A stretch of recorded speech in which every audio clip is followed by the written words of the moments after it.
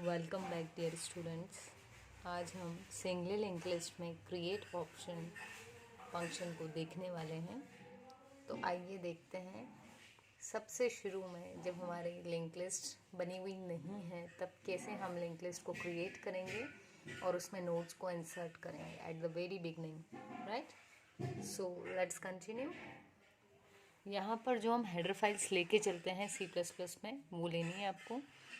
#include iostream.h and conio.h, ठीक। और यदि हम स्टैंडर्ड लाइब्रेरी फंक्शन यूज़ करेंगे तो stdlib.h भी आपको यहाँ लेके चलनी है। नेक्स्ट है हमारे पास में स्ट्रक्ट नोड।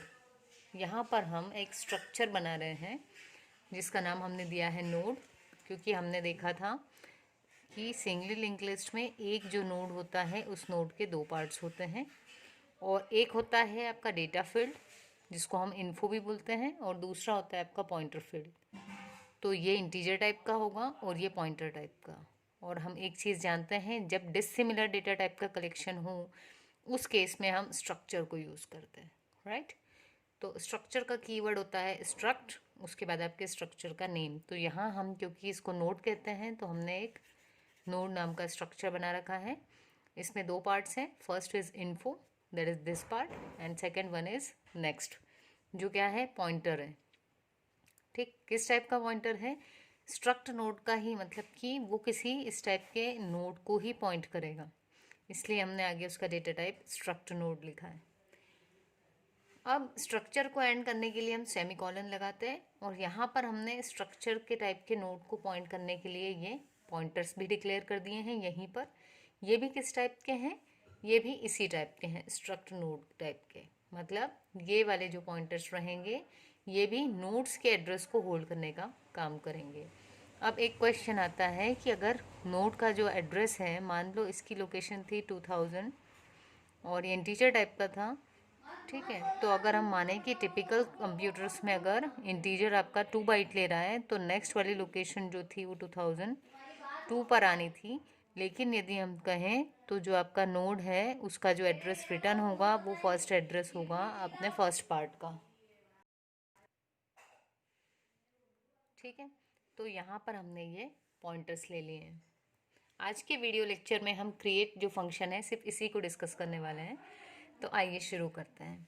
जब भी क्रिएट फंक्शन को हम कॉल करेंगे उस केस में क्या होगा, सबसे पहले हमने दो वेरिएबल्स डिक्लेयर कर दिए, एक इन एन और एक आई।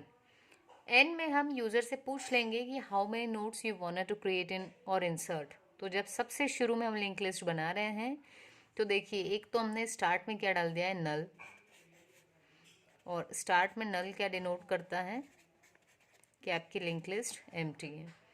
अब क्या हुआ, यूज़र से हमने पूछा कि आपको कितने जो नोड्स हैं वो अभी स्टार्टिंग में इंसर्ट करवाने हैं जब क्रिएट कर रहे हो उस टाइम। तो यहाँ पर यदि हम मान लें कि हमने कह दिया 3 नोड्स, ठीक है। एन में अभी हमने वैल्यू दे दी n इज इक्वल्स टू 3। तो देखिए फॉर लूप है 0 से लेस देन n, मतलब आपका 0 से 2 तक 3 बार हम इस लूप को चलाएंगे। ये जो कोड है आपका ये 3 बार एग्जीक्यूट होगा फॉर लूप के अंदर वाला। तो देखते हैं, देखो सबसे पहली चीज़, न्यू नोड क्या था, एक पॉइंटर वेरिएबल, ठीक है। क्या करेगा, एड्रेस होल्ड करेगा, किस टाइप के डेटा का, नोड टाइप के, जो मेमोरी एलोकेट होगी नोड टाइप के डेटा को, उसका एड्रेस होल्ड करेगा। अब इस नोड का हमने देखिए जब सबसे स्टार्टिंग में डिस्कस किया था, लिंक लिस्ट का इंट्रोडक्शन और टाइप्स देखे थे, तब हमने डिस्कस किया था कि फर्स्ट स्टेप होती है मेमोरी एलोकेशन। तो जैसे ये जो है न्यू कीवर्ड, यहाँ न्यू नोड कंटिन्यूस लिखा है, यहाँ न्यू के बाद स्पेस है एंड देन नोड लिखा हुआ है। सो यहाँ आपको ध्यान देना है कि न्यू जो है वो एक कीवर्ड है जो क्या करता है, डायनामिकली मेमोरी एलोकेट करवाता है, ठीक है। तो ये मेमोरी एलोकेट करवाएगा एक नोड के लिए। जैसे ही ये होगा वैसे ही एक नोड के लिए मेमोरी एलोकेट हो गई, मान लेते हैं यही मेमोरी थी, ठीक। तो इसका एड्रेस किस में चला जाएगा, इसका एड्रेस न्यू नोड नाम के पॉइंटर में असाइन हो जाएगा और वो पॉइंटर इसको पॉइंट करने लगेगा। तो अगर मैं यहाँ लिख दूँ न्यू नोड, ठीक है, ये हमारा नया नोड है और इस न्यू नोड को न्यू नोड नाम का पॉइंटर पॉइंट कर रहा है। अब क्या करना है, मेमोरी एलोकेट हो गई, इसका नाम न्यू नोड रख दिया। मेमोरी एलोकेशन के बाद सेकंड स्टेप होती है यूज़र से इन्फो पार्ट के लिए डेटा लेना। तो देखिए यहाँ पर सेकंड स्टेप लिखिए, हमने मैसेज दे दिया एंटर डेटा, और वो डेटा कहाँ पर हमने सेव करवाया, ये जो न्यू नोड है इसके इन्फो पार्ट में। ठीक है, सो न्यू नोड, एरो और इन्फो, इसमें हमने सी इन करवा लिया। तो मान लेते हैं कि मैंने वैल्यू दी थी 24, यहाँ आ गई। अब न्यू नोड के नेक्स्ट में क्या डाल दिया इन्होंने, नल। तो ये नोड हमारा क्रिएट हो गया है, लेकिन अभी ये हमारी लिंक लिस्ट का पार्ट नहीं बना है। ठीक है, तो लिंक लिस्ट का पार्ट बनाने के लिए सबसे पहले हम क्या करेंगे, इसके बाद आए यहाँ पर, यहाँ हमने चेक किया क्या स्टार्ट इक्वल इक्वल नल है। तो देखिए आप यहाँ स्टार्ट इक्वल इक्वल नल है, तो कंडीशन ट्रू हो जाएगी हमारी। अब क्या करना है, स्टार्ट और जो टेम्प नाम के दो पॉइंटर्स थे उन दोनों में जो न्यू नोड में एड्रेस है वही नोड इन दोनों में भी स्टोर करवाना है। तो क्या होगा, यहाँ एड्रेस क्या था 3000, तो आ जाएगा आपका 3000 किस में, स्टार्ट में, और टेम्प नाम का जो वेरिएबल है पॉइंटर वेरिएबल वो भी इसी को पॉइंट कर रहा है। और ये जो नोड था आपका 3000 लोकेशन पे, इसको कौन पॉइंट कर रहा था, न्यू नोड भी, राइट। तो अब स्टार्ट और टेम्प में भी हमने 3000 डाल दिया है, मतलब न्यू नोड की जो वैल्यू थी वो। तो जैसे ही ये हुआ तो ये लिंक बन गई। ठीक, अब क्योंकि अभी स्टार्ट इक्वल इक्वल नल था तो हमको एल्स वाले पार्ट में जाना ही नहीं है।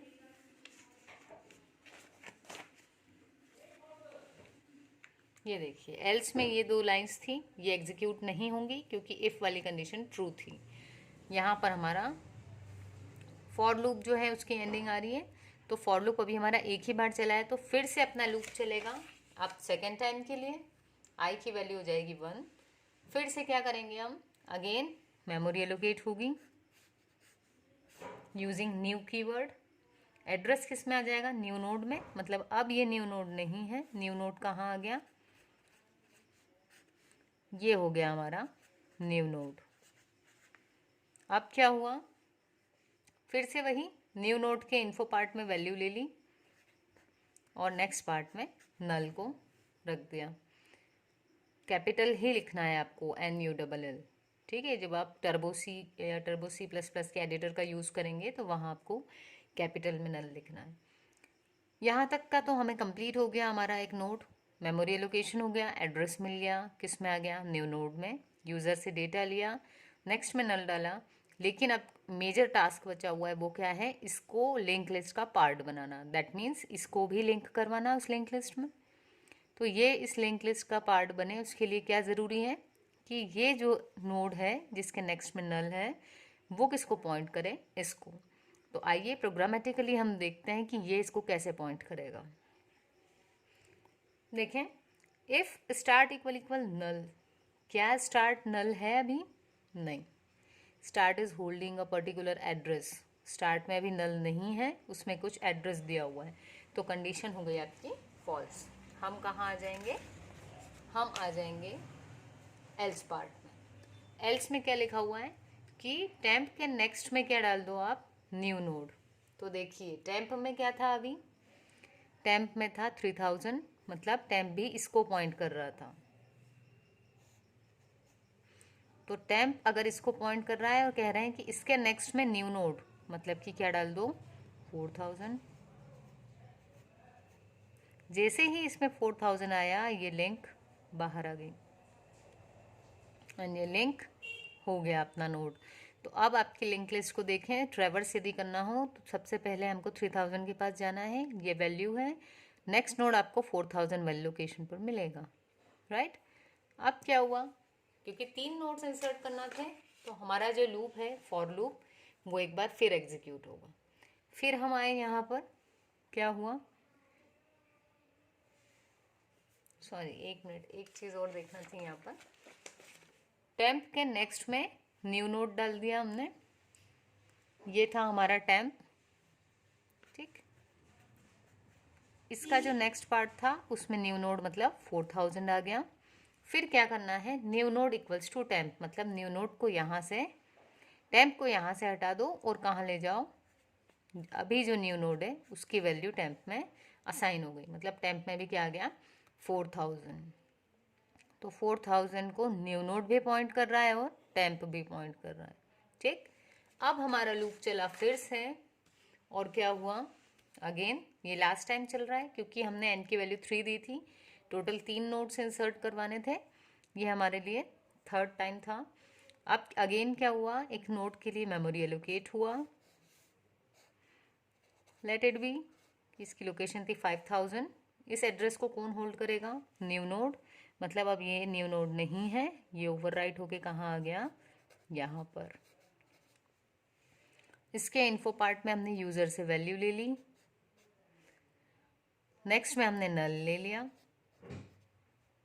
फिर नेक्स्ट में नल ले लिया, यहाँ तक हमारा एक नोड क्रिएट हो चुका है, लेकिन ये अभी लिंक नहीं हुआ है। नेक्स्ट हमको लिंक करना है। अगेन हम आए, हमने देखा क्या स्टार्ट इक्वल इक्वल नल है, तो देखिए स्टार्ट में नल नहीं है, कोई वैल्यू दी हुई है, तो कंडीशन फॉल्स हो गई। जैसे ही कंडीशन फॉल्स हुई हम आ गए एल्स पार्ट में। एल्स में जब आए तो एल्स में आने के बाद सबसे पहले मिला हमको टेम्प के नेक्स्ट में न्यू नोड इंसर्ट करना है।